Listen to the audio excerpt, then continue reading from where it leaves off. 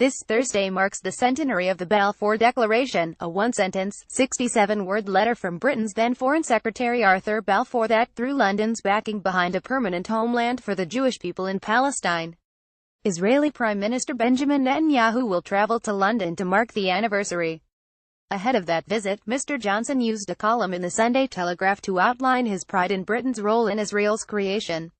In the article, Johnson said he was writing his thoughts down in the same room Balfour used 100 years ago, adding he praised the 1917 letter for its incontestable moral goal to provide a persecuted people with a safe and secure homeland. London, he added, remained committed to a two-state solution.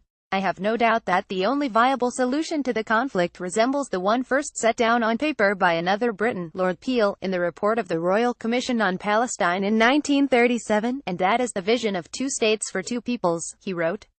The borders, he wrote, should be as they were before the Six-Day War in 1967, with Jerusalem a shared capital and equal land swaps to reflect the national, security, and religious interests of the Jewish and Palestinian peoples. A century on, Britain will give whatever support we can in order to close the ring and complete the unfinished business of the Balfour Declaration, he concluded.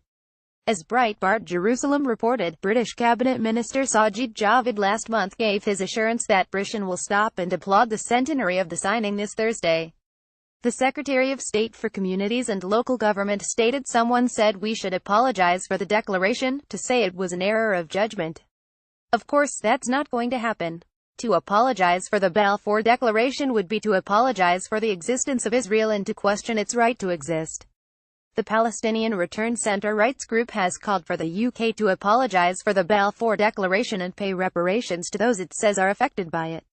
In February, the group launched a petition on the British Parliament website calling on Britain to openly apologise to the Palestinian people for issuing the Balfour Declaration. The colonial policy of Britain between 19,171,948 led to mass displacement of the Palestinian nation. Follow Simon Kent on Twitter, follow @SunSimonKent or email to skent@breitbart.com.